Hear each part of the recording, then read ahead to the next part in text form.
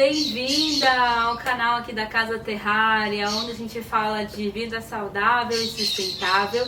E você pode acompanhar a Casa em Transformação, porque ESG começa em casa. Eu sou a Rê Ankoviski, estou aqui com a Dani Almeida para a gente bater um papo hoje sobre uma sopa de letrinhas que está aí bastante em alta e a gente tem escutado muito ultimamente. Pois é, Rê, é muito comum a gente escutar hoje várias siglas relacionadas com a sustentabilidade. Aqui mesmo no canal a gente se apropriou de uma sigla muito usada no meio empresarial, que é o ESG. E a gente percebeu muita gente perguntando o que é isso. Por isso, nós recebemos também feedbacks da nossa audiência, você que está aí assistindo, falou, poxa vida, o que é isso que vocês tanto falam? E a gente resolveu fazer esse vídeo para explicar o que é o ESG e já aproveitar o embalo para que outros conceitos trabalhados de uma forma prática aqui no canal, como ODS, 3Rs e pegada de carbono. Mas vamos começar do começo, né, Dani? O que é o tal do ESG? É de comer ou passar no cabelo? O ESG é uma sigla que vem do inglês, que é Environmental, Social and Governance. Em português seria ASG, que é Ambiental, Social e Governança. E trata-se de uma métrica, uma abordagem para avaliar se uma empresa ela trabalha em prol de objetivos sociais e está preocupada com o meio ambiente e também tem uma gestão mais transparente ali dos negócios. Ou seja, é um conceito realmente muito usado no meio empresarial. E para ver se a empresa tem uma gestão que se preocupa com o entorno que está à sua volta ou se ela está só preocupada mesmo em manter aí os seus números e as suas margens de lucro. Que também é importante, gente. A gente aqui aqui a gente não gosta de nada de radicalismo, né? É muito importante, a gente não tá falando que as empresas, né, nem o ESG fala que as empresas não devem ter lucro. Muito pelo contrário, o ESG é uma estratégia muito lucrativa para as empresas. A gente vai tratar disso aqui também. Mas ele também mostra se a empresa tem outras preocupações.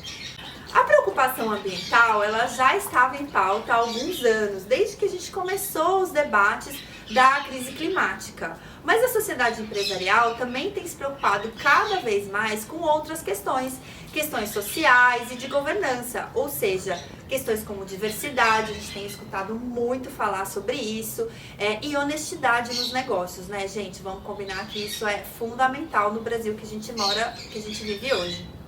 E essas questões têm cada vez mais conseguido espaço na agenda das empresas, né? Importante a visão sobre esses assuntos também. Com toda certeza, né? A adoção desses critérios de governança socioambiental tem um potencial de afetar positivamente a reputação de uma empresa e mais recentemente tem reflexo até na captação, né, de investimentos, já que os riscos pré-financeiros são cada vez mais considerados por grandes investidores, né, bancos e toda essa parte do mercado financeiro. Esse já tem sido um parâmetro divisor de água, porque investimento bom é aquele investimento que dá retorno, que é eficiente, e o ESG foca bastante nisso. Nós teremos uma oportunidade de falar em detalhes sobre o impacto do ESG no mundo dos negócios. Estamos preparando uma conversa aqui super interessante com um especialista no tema. Mas, para você já conseguir visualizar a importância do ESG nas empresas, em 2020, o último relatório sobre gerenciamento de riscos globais do Fórum Econômico Mundial constatou um expressivo crescimento de 55% dos investimentos sustentáveis globais de 2016 até 2020. É muita coisa, né, Rê? A gente dá pra ver que as empresas estão realmente apostando por essa gestão mais sustentável. E o Brasil, ele não está de fora. Por aqui, o Conselho Federal de Contabilidade, o CFC, aprovou recentemente a criação do Comitê Brasileiro de Pronunciamentos de Sustentabilidade. Esse comitê ele vai estudar e vai emitir documentos técnicos sobre a divulgação de práticas de ESG, orientando mesmo as empresas, né? Como que elas podem utilizar essas práticas e contabilizar realmente essas práticas, né? Demonstrar essas práticas em seus balanços. E o novo comitê, ele conta com o apoio de vários órgãos muito importantes para o tecido empresarial. Comissão de Valores Imobiliários, a CVM, a Superintendência de Seguros Privados, a SUSEP, o Banco Central do Brasil, a Superintendência Nacional da Previdência Complementar, e ele deve interagir internacionalmente com o International Sustainability Standards Board. Já deu para ver que o negócio é sério, né, gente? E a preocupação das empresas com a sustentabilidade em seus negócios é crescente e um caminho sem volta. A gente vai falar sobre isso nessa conversa. Mas, Rê, agora que a gente já tem um pouco mais claro o que é o ESG, que foi o que a gente primeiro abordou no nosso canal, conta pra gente o que é ODS. Alguma vez você já ouviu falar do que é ODS? E aí, gente, comenta aí nos comentários. Hashtag não sei o que é ODS, hashtag já sei ODS. O que é o ODS? ODS também é uma abreviação das palavras Objetivo de Desenvolvimento Sustentável. São 17 objetivos bem ambiciosos que foram desenvolvidos e propostos pela Organização das Nações Unidas em uma conferência que abordou, né, os principais temas dos desafios de desenvolvimento enfrentados pelas pessoas, né, aqui no Brasil, no mundo como um todo, para que a nossa espécie aqui humana, né, continue existindo aí no nosso querido planeta, em harmonia com os recursos que nós temos aqui no planeta. Os 17 objetivos são um apelo global de um chamado para ação para acabar com temas como a pobreza, né, para proteger o meio ambiente, garantir ações de equilíbrio climático, né, garantir para que as pessoas em todos os lugares possam desfrutar de muito mais paz, harmonia e prosperidade aí com os nossos recursos no planeta. Pois é, e a Casa Terrária não fica de fora desse compromisso. Obviamente, salvadas as proporções. As ODS, elas tratam das questões de uma forma muito macro, porque elas servem principalmente para países, para grandes empresas, para eles poderem entender um pouco mais esse objetivo e aplicar em cada um dos seus âmbitos. Mas a gente acredita que isso não deve ser restrito só no âmbito genérico das empresas. A gente precisa trazer isso para as nossas vidas pessoais. Ou seja, cada um no seu entorno pode contribuir de alguma forma com esses objetivos. E na Casa Terrária, os princípios da Casa Terrária, que você também pode ver aqui no canal, a gente vai deixar o link aqui para um vídeo que a gente fez sobre os princípios, eles estão conectados, eles foram inspirados nos ODS, que são Saúde e Bem-Estar, ODS número 3, Construções Sustentáveis, ODS número 11, Consumo e Produção Responsável, ODS número 12, e Alimentação Consciente, ODS número 2. Pois é, Dani, nós acreditamos, né, que o chamado da ONU não é só para os países, grandes empresas, grandes organizações. Esse chamado dos 17 Objetivos de Desenvolvimento Sustentável é um chamado para nós. Quem somos nós dentro dos ODS, né? Qual é o nosso papel de atuação e como a gente pode contribuir dentro do que está, né, ao nosso alcance. E agora que a gente já contextualizou sobre o ODS, né, uma dica super importante, comenta aí. Já sei o que é ODS, estou empolgado, encontrei um ODS para chamar de meu. É isso mesmo, Rê. Acho que a gente precisa se aproximar cada vez mais desses conceitos e ver como que a gente pode aplicá-los na nossa vida pessoal mesmo, né? Claro. E agora que a gente já passou um pouco sobre o que são os ODS, vamos falar um pouco sobre 3R. Rê, o que são essas siglas? 3Rs? Bem, Dani, quando nós falamos de 3Rs, né, não é o rato roeu a roupa do rei de Roma, não é um trava-língua, porque o rato roeu são muito mais de 3, né, quando a gente está falando sobre isso daí. São 3 atitudes que nos ajudam a trazer o conceito de sustentabilidade para a prática na nossa vida. Por quê? Essas atitudes, elas ajudam a otimizar os recursos naturais. E esses 3Rs são reduzir, reutilizar e reciclar. Agora, por que eles são tão importantes no nosso dia a dia? Quando a gente fala de redução, muito conectado também ao conceito do ESG, redução quer dizer, né, utilização consciente. Aonde eu posso reduzir o desperdício, aonde eu posso reduzir o gasto de energia num procedimento, num dia a dia dentro de casa. Então a redução, ela vem com o objetivo de utilizar menos recursos, né, desperdiçar menos, reduzir o meu impacto. Né? Um parêntese só, Rê, quando a gente fala de redução, muitas vezes alguns conceitos falam que esses R são 5, né? Porque quando a gente fala de redução, também pode ser recusar. Então, por exemplo, eu vou no supermercado, será que eu não consigo levar a minha própria sacolinha para eu recusar a sacolinha que está sendo oferecida ali? Então é uma redução mesmo daquilo que você está consumindo. E essa redução muitas vezes passa por recusar aquilo que está sendo oferecido. Claro, a partir dessa atitude consciente, né, do seu hábito, você consegue introduzir essa redução. E isso tem vários exemplos de redução, né? A sacolinha que a Dani trouxe é um dos exemplos. O consumo a granel, né, no dia a dia é também um dos exemplos de redução. Quando você troca, por exemplo, um quadro elétrico de uma casa, né, e você utiliza outros meios de energia, como fotovoltaica ou uma energia eólica, não necessariamente para casa, isso mas muito para as empresas, você reduz aí o consumo energético, são ações de redução que têm um impacto ambiental positivo. Quando a gente fala de reutilização, né, utilizar novamente, isso quer dizer estender a vida útil de algo, né, de alguma coisa que você já utilizou uma vez, comprou, e teve lá sua primeira função, e você fala, puxa, e agora? Vou estar descartando, né? Olha só, vou mais usar isso? O que isso acontece?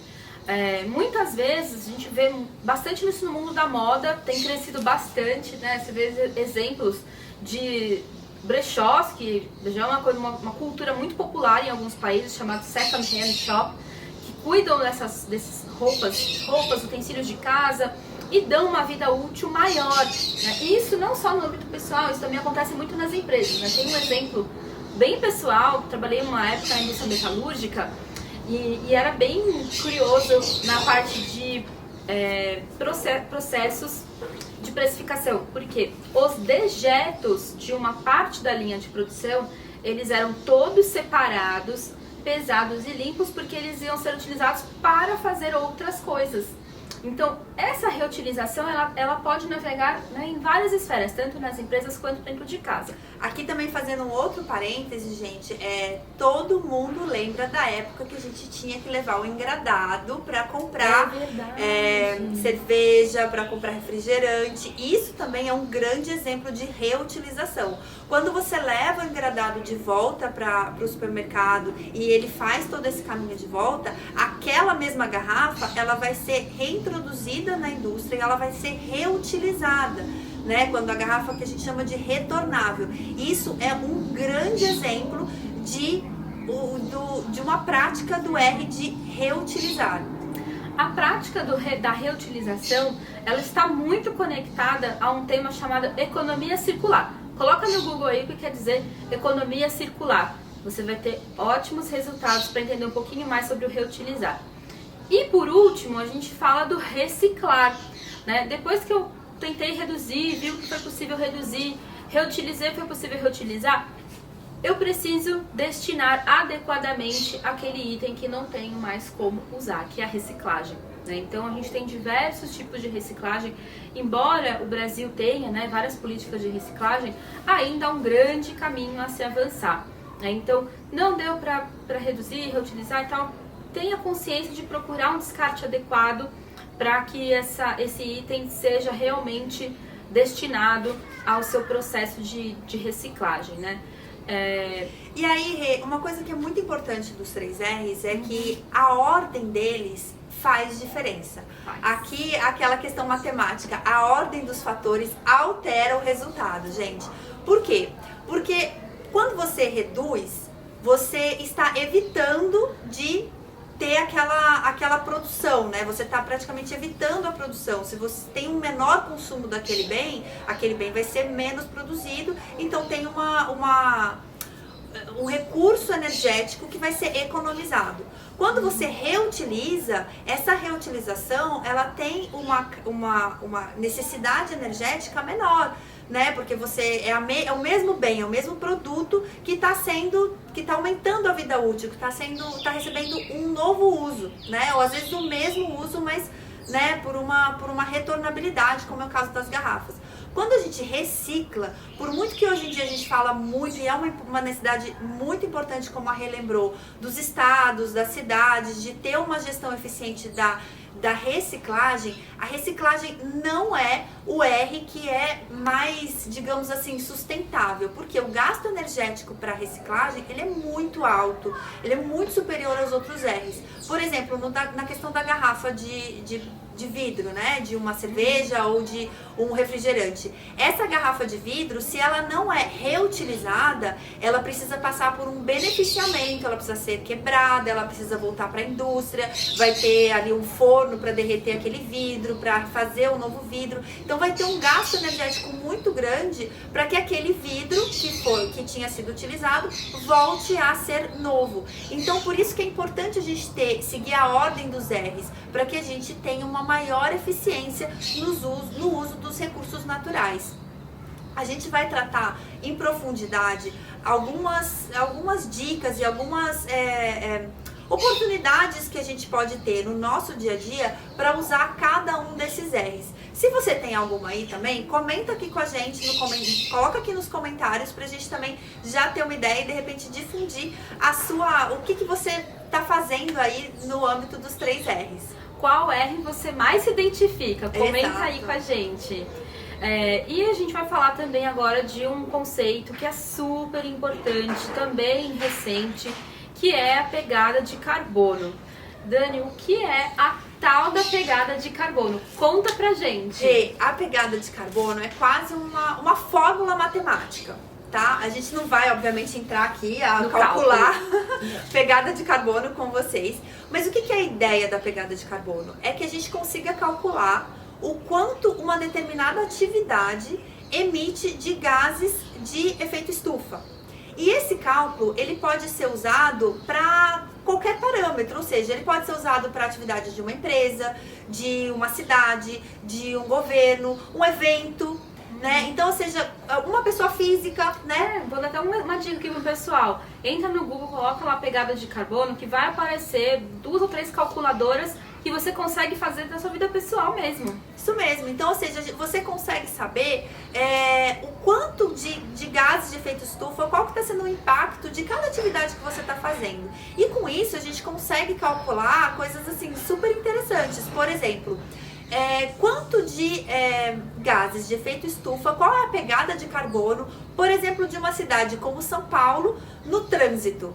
Qual que é o impacto do trânsito da cidade de São Paulo num dia útil qualquer? E a gente pode comparar qual que é essa pegada num dia útil e num dia de feriado, por exemplo. Para a gente poder ter parâmetros. Poxa, quanto que custa para o meio ambiente o trabalho de uma cidade como São Paulo? E isso é muito importante a gente ter essas informações, porque isso ajuda a gente a conseguir manejar essas atividades e a gente consegue mapear quais são as atividades que têm mais impacto, quais que têm menos impacto.